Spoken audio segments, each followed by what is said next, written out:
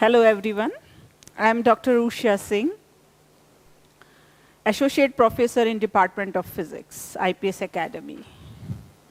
Today we will study quantum mechanics, or rather we will study in a series about the subject quantum mechanics.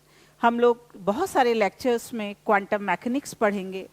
This is new subject for all of you. आप सबके लिए एक ये नया subject है, इसलिए थोड़ा ध्यान से इस सब्जेक्ट को सुनिएगा. नाउ सबसे पहली बात है, हम क्वांटम मैकेनिक्स क्यों पढ़ रहे हैं? Why we study quantum mechanics? हमको इसकी ज़रूरत क्यों है?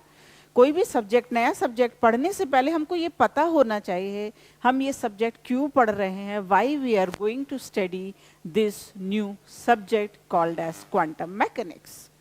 सो हमको वो समझने के लिए पहले we should know failure of classical mechanics or why classical mechanics fails.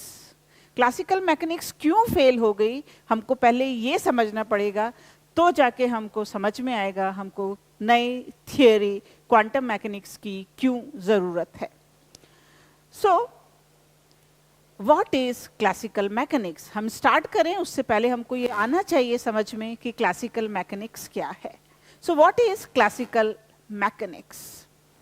Basically, classical mechanics deals with the set of physical laws describing the motion of the bodies under the influence of the forces. It is also called as Newtonian mechanics. Classical mechanics वो subject है जहाँ पर हम set of physical laws apply करते हैं किसी भी बड़ी bodies के motion को समझने के लिए. आपको ये क्लियर होना चाहिए कि classical mechanics applies only to macroscopic objects. ये सिर्फ मैक्रोस्कोपिक ऑब्जेक्ट्स में ही एप्लीकेबल है. Macroscopic objects means large objects, बहुत बड़े बड़े ऑब्जेक्ट्स जो हमको नेकेड आई से आराम से दिख जाते हैं, जैसे ट्रक है, कार है, स्कूटर है, प्लैनेट्स हैं, गैलेक्सीज है. What ever the big object you can see by your naked eye and you can apply the Newton's law of motion और इक्वेशन ऑफ मोशंस जो आप लगा सकते हैं, उन सबको जब हम पढ़ते हैं उन सबको लगाकर ऑब्जेक्ट्स के बारे में, उसको हम क्लासिकल मैकेनिक्स कहते हैं. Now let's go in the era of late 19th century and earlier 20th century. मतलब हम 80 से 1860 से लेकर 1930 के आसपास की बात कर रहे हैं. ओके, इस स्पैन में, इस पीरियड ऑफ स्पैन में wonderful experiments bane, number of beautiful experiments were observed. All right, beautiful experiment, once again I am repeating, but the problem is that we cannot explain the theory of at that time we cannot explain that experiment conceptually. हम उस experiment को वहाँ क्या concept लग रहा है हम ढंग से explain ही नहीं कर पा रहे थे. यदि हम उस era में जाए 1900 के आसपास हम जाते हैं तो. So पहले हम कुछ experiments देखते हैं. कौन से experiments थे जिनको हम explain नहीं कर पाए कि क्यों ऐसा हो रहा है. Let's see few experiment. The first experiment is Rutherford scattering experiment. Now, Rutherford experiment में what he has done in 1911, he took gold foil. देखो उन्होंने gold foil लिया. It's very thin gold foil of the order of microns. मतलब इसका thickness कितना था? Microns में था. And he bombarded this gold foil with the alpha particles. उन्होंने इस gold foil को alpha particles से bombard किया. Bombard जब किया मतलब कि उस पे gold foil पे इसको पास कराया, इसको अल्फा पार्टिकल को बम्बार्ड कराया. जब बम्बार्ड कराया, he observed some beautiful phenomena over there. What he observed कि some particles, alpha particles passes as it is, जैसे कि वहाँ पर गोल्ड फॉइल है ही नहीं, ऐसे निकल गए जैसे कि गोल्ड फॉइल वहाँ है ही नहीं. Gold foil does not exist over there.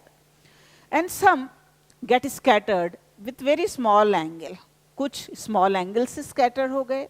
Some scattered with a large angle. And some actually rebounded. And some rebounded even with 180 degree.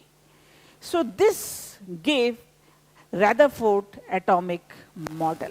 And he concluded that the nucleus reside inside the nucleus. It is something heavy particle, positive charge, which reside inside the atom, and electron keeps revolving around the nucleus, and the size of the nucleus is very small in comparison to the electron.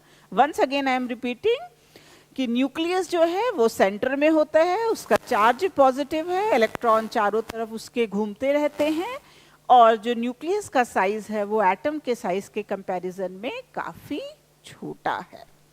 Now इतना इन्होंने सुंदर model बताया, but still the Rutherford model fails.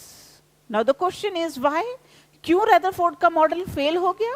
Reason is it could not explain the stability of the electron. Rutherford stability of the electron को explain नहीं कर पाए.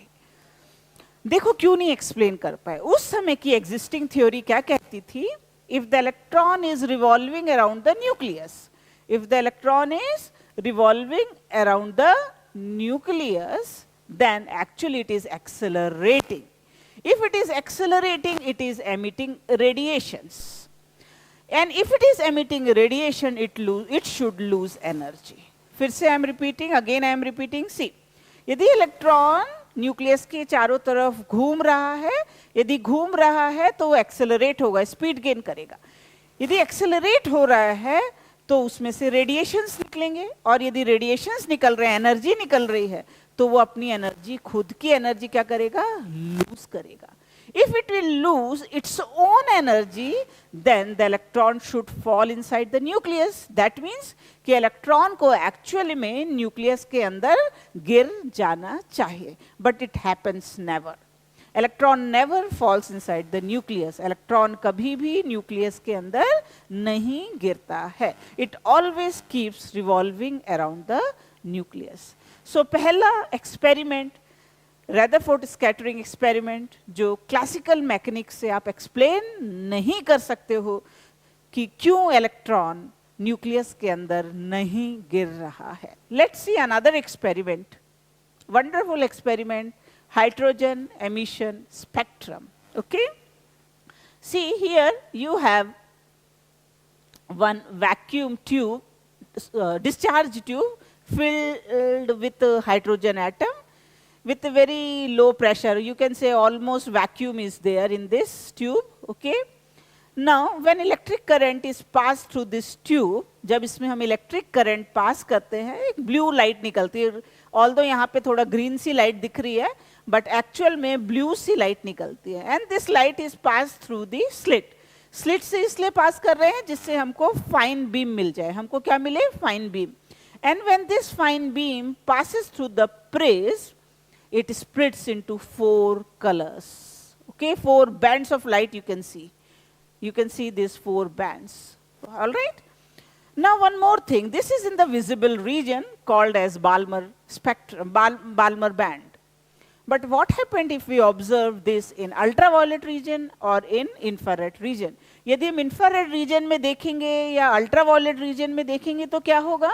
We will observe 4 more bands. हम 4 नए और bands देखते हैं जब हम ultraviolet region में या हम infrared region में observe करते हैं. So जो हम observe करते हैं एक ultraviolet region में, that is Lyman series. Visible region में हम देखते हैं बाल्मर सीरीज. हम फार इंफ्रारेड में हम देखते हैं पैशन सीरीज, और उसके आगे हम देखते हैं bracket series and then Pfund series. हमारा रीजन आगे बढ़ता चला जाता है. अगेन क्लासिकल मैकेनिक्स से you can not explain why we are getting this 5 bands. Actually classical mechanics के अनुसार में एक एटम को सिर्फ एक ही कैरेक्टरिस्टिक लाइन देनी चाहिए या एक ही बैंड देना चाहिए, बट हमको कितने बैंड मिल रहे हैं? 5. Why it happens so? Again classical mechanics is not able to explain it. And now the next experiment is black body radiation. Now the question is, what is black body radiation? सबसे पहले question प्रश्न है, black body radiation क्या होता है? Actually any body above absolute temperature और कह लो 0 Kelvin के ऊपर it emits light of all the wavelength. कोई भी ऑब्जेक्ट यदि 0 केल्विन से ऊपर है देन वो लाइट एमिट करेगा सारी वेवलेंथ की. Alright, now if you have a perfectly black body, यदि आपके पास एकदम काली बॉडी है, एकदम काली, देन उसमें से जो रेडिएशंस आएंगे, इनिशियली तो ब्लैक बॉडी सारे रेडिएशन एब्जॉर्ब करती है, उसके बाद जो भी यदि रेडिएशन निकलना उसमें से चालू होता है, that is called as black body radiation. Now in this curve, you are seeing wavelength on the x-axis and intensity on the y-axis. In some books you will find energy also. आपको किसी किसी किताब में y-axis पे energy भी दिखेगी, एक ही बात है. And intensity is directly proportional to energy. जैसे जैसे intensity बढ़ती है, energy भी बढ़ती है, तो आप intensity ले लें. किसी किसी books में intensity है, किसी book में energy है, एक ही बात है.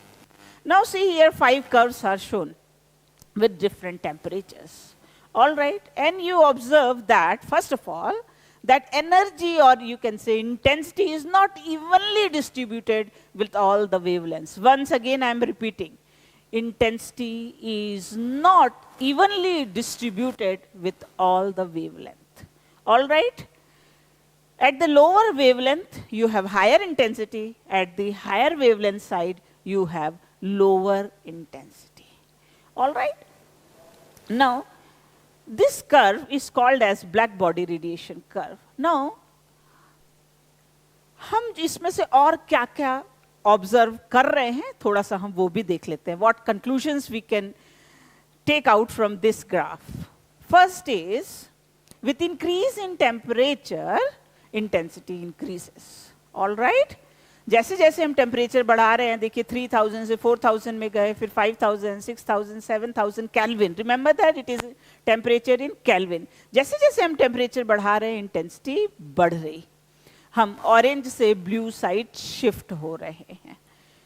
सो सेकेंड कंक्लूजन हम क्या निकाल रहे हैं, देखिए आप इस ग्राफ में कहीं भी कोई मटेरियल का इस्तेमाल नहीं दिख रहा है.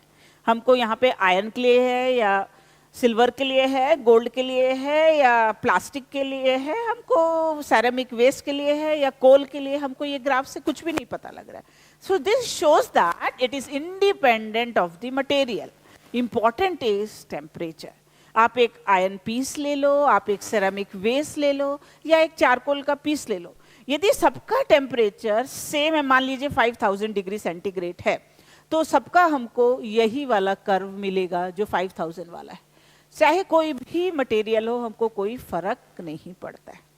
Now third conclusion is what you can see, as the temperature is increase the wavelength shift, the peak of the wavelength intensity shifts towards the lower wavelength side. जैसे जैसे हम टेम्परेचर बढ़ाते हैं, पीक है जो इंटेंसिटी का, वो lower wavelength side shift हो रहा है. देखिए we have drawn one red colour line also, देखिए ध्यान से. So as we are shifting towards higher temperature, peak of the intensity is shifting towards the lower wavelength side. And the last one is कि at the lower wavelength side, or you can say higher frequency side, energy is very low. So when you shift from red side to the blue side, energy increases, intensity increases. And that's why you can also say that why blue stars are more hotter than the red star. Okay? इसीलिए हम इस graph से explain कर सकते हैं क्यों नीले रंग के स्टार ज्यादा गर्म होते हैं रेड कलर के स्टार्स के कंपैरिजन में. All right, now I would like to add one more thing. उस समय अराउंड 1900 की ही बात है. There were scientist called as Rayleigh and Jeans. They tried to explain the black body radiation and they gave one formula in terms of energy density distribution. Energy density distribution के terms में उन्होंने formula दिया, U is equal to 8 pi nu square by c cube kt, where U is energy density distribution, nu is frequency, c is speed of light, k is Boltzmann constant, and T is temperature in Kelvin. But you see from the graph, Rayleigh and Jeans were able to explain only with lower frequency. Now see, on the x-axis you have frequency, and on the y-axis again you have intensity. But see, it is Rayleigh engines were able to explain only about the low frequency or you can say higher wavelength. हम ये कह सकते हैं हम low frequency और ज़्यादा wavelength पे, frequency और वेवलेंथ एक दूसरे से इन्वर्सली प्रोपोर्शनल है, ये ध्यान रखिएगा. Now there were another scientist called as Wien. He gave another formula for this black body radiation. U is equal to A nu cube e raised to minus beta nu by T. Again, A is a constant here and beta is also constant, nu is frequency and T is temperature in Kelvin. Now you see this red curve, okay? It explains very well, बहुत ही अच्छी तरह से higher frequency पे explanation दे रहा है. इस formula मतलब formula well fits for this higher frequency graph, all right? But actual graph मेरा कैसा है? ये blue line का graph है. ध्यान से देखो blue line वाला graph, okay? So at low frequency, Rayleigh-Jeans formula was well applicable, and for higher frequency, Wien's formula was very well applicable. But अब ध्यान से देखिए, एक कर्व के लिए दो फॉर्मूले कैसे हो सकते हैं? You should have only one formula for one curve. So, as per the theory of that time, it was not possible to explain about the black body radiation, and we have two formula instead of one formula. So let's see another experiment also, very interesting experiment. Heat capacity versus temperature curve, okay? Heat capacity is the amount of heat required to raise the temperature by 1 degree centigrade or 1 Kelvin, whatever you feel like. Or you can see specific heat also, but this time specific heat is the amount of heat required to raise the temperature of 1 gram or 1 kg of the substance by unit degree, okay? So again I am repeating in Hindi that किसी भी substance का 1 degree temperature बढ़ाने में जितनी ऊर्जा लगती है उसको हम हीट कैपेसिटी कहते हैं. और यदि 1 किलोग्राम सब्सटेंस को 1 डिग्री बढ़ाने में जितनी ऊर्जा लगेगी उसको हम स्पेसिफिक हीट कहते हैं. Now this experiment was studied by Dulong and Petit. For higher temperature they observe that specific heat at constant volume is normally constant. It is almost equal to 3R. देखो अब ये वाला region, it is almost equal to 3R where R is universal constant. All right? So Dulong and Pettit ने क्या बताया कि higher temperature पर कोई भी material हो, it is immaterial, आपने silver लिया, gold लिया, कोई भी material लिया, सबकी specific heat at constant volume constant होती है, 3R के बराबर होती है. एक्चुअली उस समय के हिसाब से काइनेटिक थ्योरी अप्रोच लगाई गई. According to kinetic theory approach, each atom और इज वाइब्रेटिंग. जो वाइब्रेट कर रहा है वो एक हार्मोनिक ऑसिलेटर की तरह बिहेव कर रहा है. नाउ 1 डायमेंशनल हार्मोनिक ऑसिलेटर की एनर्जी 1 kT होती है. कितनी होती है? 1 kT. सो डेफिनेटली जब एटम वाइब्रेट कर रहे हैं तो वो तीनों डायरेक्शन में वाइब्रेट कर सकते हैं. तो it is actually A 3 dimensional harmonic oscillator. So total energy will be 3 kT. Now आपके पास अब एक एटम नहीं है, आपके पास n number of atoms होते हैं, where n is called as Avogadro number. So total energy हमारी कितनी हो जाएगी? Total energy हमारी हो जाएगी 3n kT. All right? Now I want to calculate specific heat at constant volume. मुझे क्या कैलकुलेट करना है? Specific heat at constant volume calculate करना है. उसके लिए मैं क्या करूंगी? एनर्जी को डिफरेंशिएट कर दूंगी with respect to temperature. When I will differentiate it, मुझे कितना मिलेगा? 3nk, और nk को मैं लिख सकती हूँ r. So specific heat at constant volume is equal to 3r. So Dulong and Petit ने जो एक्सप्लेनेशन दिया ये हायर टेम्परेचर के लिए तो बहुत ही बढ़िया था. इट वॉज वेल एक्सप्लेन्ड कि ये 3r के बराबर ही आना चाहिए. But what will happen when we reduce the temperature? Actual में Dulong and Pettit के अनुसार जब हम टेम्परेचर कम कर रहे हैं तो भी स्पेसिफिक हीट कांस्टेंट होनी चाहिए थी. बट हम क्या ऑब्जर्व कर रहे हैं कि when we decrease the temperature, specific heat decreases और 0 केल्विन पे आके क्या हो गई? 0. Now according to the classical mechanics, it is not at all possible why specific heat becomes zero, or it reduces or it decreases with decrease in temperature. So classical mechanics के अनुसार आप ये नहीं बता सकते हैं कि specific heat टेम्परेचर के साथ क्यों डिक्रीज हो रही है और 0 केल्विन पे वो क्यों 0 हो रही. So again you need some another theory to explain this type of phenomena. And one last phenomena I would like to explain, and that is photoelectric effect. Finally, it was explained by Einstein actually, and Einstein got the Nobel Prize on this experiment. But we see first उस समय के हिसाब से, okay? देखो, when light falls on it, ध्यान से देखना, where pink light will come now, see? फिर अब क्या हो रहा है, लाइट फॉल हुई, इलेक्ट्रॉन्स निकल रहे हैं, इलेक्ट्रॉन्स निकले मतलब सर्किट कंप्लीट हो गया, and you can see found the deflection in the galvanometer. So electric current मिल रहा है. So this phenomena is called as photoelectric effect, and the electrons coming out is called as photo electron. But the question is, उस समय के अनुसार ये कैसा होना चाहिए? It should depend on the intensity. जितनी ज्यादा इंटेंसिटी होगी उतने ज्यादा इलेक्ट्रॉन निकलेंगे, ये तो ठीक है, बट इलेक्ट्रॉन इंटेंसिटी पे ही डिपेंड होने चाहिए. ऑलराइट, तो क्या ऑब्जर्व किया पहले हम वो देखते हैं. ऑब्जर्व किया पहले कि it does not depend upon the intensity. ये इंटेंसिटी पे डिपेंड ही नहीं कर रहा है, it depends on the frequency of the light. किस पे डिपेंड कर रहा है? Frequency of the light. And एक मिनिमम फ्रीक्वेंसी होनी चाहिए तो ही इलेक्ट्रॉन निकलेंगे, एंड उसको कहते हैं हम थ्रेशोल्ड फ्रीक्वेंसी. यदि देखिए, यदि थ्रेशोल्ड फ्रीक्वेंसी नहीं है, देखिए एक दूसरे कलर का लाइट डाला, इस लाइट का फ्रीक्वेंसी थ्रेशोल्ड फ्रीक्वेंसी से कम है, देखिए एक भी इलेक्ट्रॉन निकल नहीं रहा है. None of the electron is coming out. So it actually depends upon the frequency. पहला important इसका conclusion है, and that is called as threshold frequency. And the kinetic energy of the electrons depends again upon the frequency, although the number of electrons coming out depends upon the intensity. All right? And जैसे देखो ध्यान से, जैसी light गिरती है electrons तुरंत ही निकल के आ जाते हैं. There is actually no time lag. But यदि हम क्लासिकल मैकेनिक्स के अनुसार देखें तो क्लासिकल मैकेनिक्स के अनुसार ये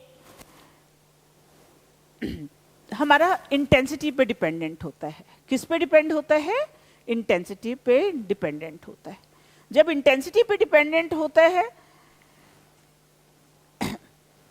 और एक और, हाँ, इंटेंसिटी पे डिपेंड होता है, लेकिन हम एक्सपेरिमेंटली क्या ऑब्जर्व कर रहे हैं कि ये इंटेंसिटी पे नहीं, ये फ्रीक्वेंसी पे डिपेंडेंट है.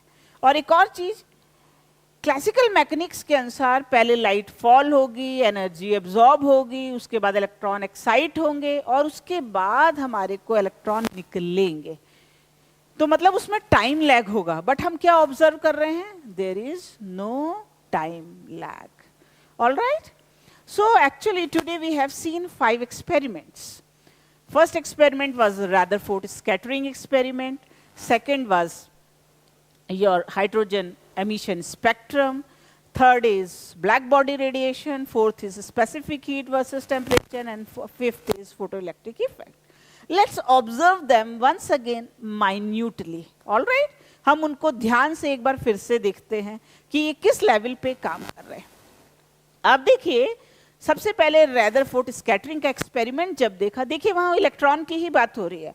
रदरफोर्ड क्या नहीं एक्सप्लेन कर पाया? स्टेबिलिटी ऑफ द इलेक्ट्रॉन, कि इलेक्ट्रॉन न्यूक्लियस के अंदर क्यों नहीं गिर रहे हैं, क्योंकि थ्योरी तो यही कहती है, क्लासिकल थ्योरी, कि it should fall inside the nucleus.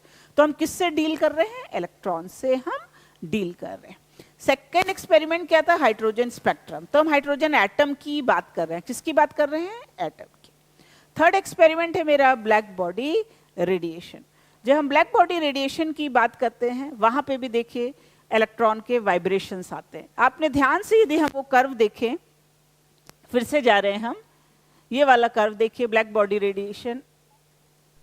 सो क्या हो रहा है? जैसे जैसे हम टेम्परेचर बढ़ा रहे हैं, ठीक है, तो एक्चुअल में क्या होता है? हमारे इलेक्ट्रॉन्स वाइब्रेट करते हैं. ऑलराइट, जब इलेक्ट्रॉन्स वाइब्रेट करते हैं, वाइब्रेशन का मतलब है किसी भी डायरेक्शन में मूव करना, स्पीड कम करना, ज़्यादा करना, कुछ भी हो सकता है, तो वाइब्रेट करते हैं तो एनर्जी निकलती है. So that energy is actually एक काइनेटिक एनर्जी है, उनका रैंडम मोशन होता है. तो जैसे जैसे एक्चुअली हीट करते हैं उनका रैंडम मोशन बढ़ता जाता है, उनकी काइनेटिक एनर्जी बढ़ती जाती है. तो वो तो हम इस ग्राफ से बड़ी अच्छी तरह से एक्सप्लेन कर पाते हैं. लेकिन एक इम्पॉर्टेंट बात ये है कि जब वो हम हीट कर रहे हैं इलेक्ट्रॉन्स को, जब हीट कर रहे हैं तो इलेक्ट्रॉन्स वाइब्रेट कर रहे हैं, तो उनसे तो कोई भी फ्रीक्वेंसी निकल रही है. जब कोई भी फ्रीक्वेंसी निकल रही है तो बहुत कम फ्रीक्वेंसी के भी इलेक्ट्रॉन्स वाइब्रेट कर सकते हैं और बहुत हाई फ्रीक्वेंसी के भी इलेक्ट्रॉन्स वाइब्रेट कर रहे हैं वहां पर. बट क्लासिकली हर फ्रीक्वेंसी पे सेम एनर्जी होना चाहिए. जब सेम एनर्जी होनी चाहिए तो कोई लिमिट ही नहीं है. जैसे जैसे हम फ्रीक्वेंसी बढ़ाते जाएंगे एनर्जी इनफाइनाइट होनी चाहिए यदि फ्रीक्वेंसी इनफाइनाइट कर दें तो. लेकिन आप ध्यान से देखो, जब हम लो वेवलेंथ पे मतलब बहुत हाई फ्रीक्वेंसी पे आते हैं तो हमारा तो इंटेंसिटी एनर्जी क्या हो जाती है, कम हो जाती है, which can not be explained bye classical mechanics. Again हम किससे डील कर रहे हैं, इलेक्ट्रॉन से डील कर रहे हैं. इसी तरह से जब हम स्पेसिफिक हीट ऑफ सॉलिड्स की बात करते हैं वहां पे भी हम किससे डील करते हैं, हम एटम से डील करते हैं. क्योंकि जब हम हीट कर रहे हैं तो टेम्परेचर कम करते हैं या ज़्यादा कर रहे हैं तो हमारा क्या हो रहा है, एटम्स वाइब्रेशंस हो की एनर्जी से ही हम डील कर रहे हैं. तभी हमने एनर्जी बात की kT. हमने एनर्जी की क्या बात की थी, एक हार्मोनिक ऑसिलेटर की एनर्जी kT है. तो 3 डायमेंशनल में 3 kT हो जाएगी, तो n एटम्स की 3n kT हो जाएगी. So again we are dealing with atoms. And the last one is photoelectric effect. Photoelectric effect में भी हम क्या देख रहे हैं कि जब लाइट फॉल हो तो इलेक्ट्रॉन्स निकलते हैं. सो अब ध्यान से आप कॉन्सेप्ट को समझिए. कोई भी एक्सपेरिमेंट अभी जो हमने देखा सब एटॉमिक लेवल पे थे. इलेक्ट्रॉन्स के बारे में बात की, एटम्स के बारे में बात की हमने. That means classical mechanics fails to study about the very small objects. When जब हम बहुत छोटे ऑब्जेक्ट्स पढ़ते हैं, इतने microscopic which you can not see even by the microscope. ध्यान से सुनिएगा, ऐसे ऑब्जेक्ट्स जिनको आप माइक्रोस्कोप से भी नहीं देख सकते हैं. आपने आज तक इलेक्ट्रॉन प्रोटॉन को नहीं देखा है, तो जब हम उनकी स्टडी करते हैं तो क्लासिकल मैकेनिक फेल हो जाती है. जब क्लासिकल मैकेनिक्स फेल हो रही है तो ये तो बहुत ही क्लियर है कि we need some another theory and that theory is called as quantum mechanics. Thank you.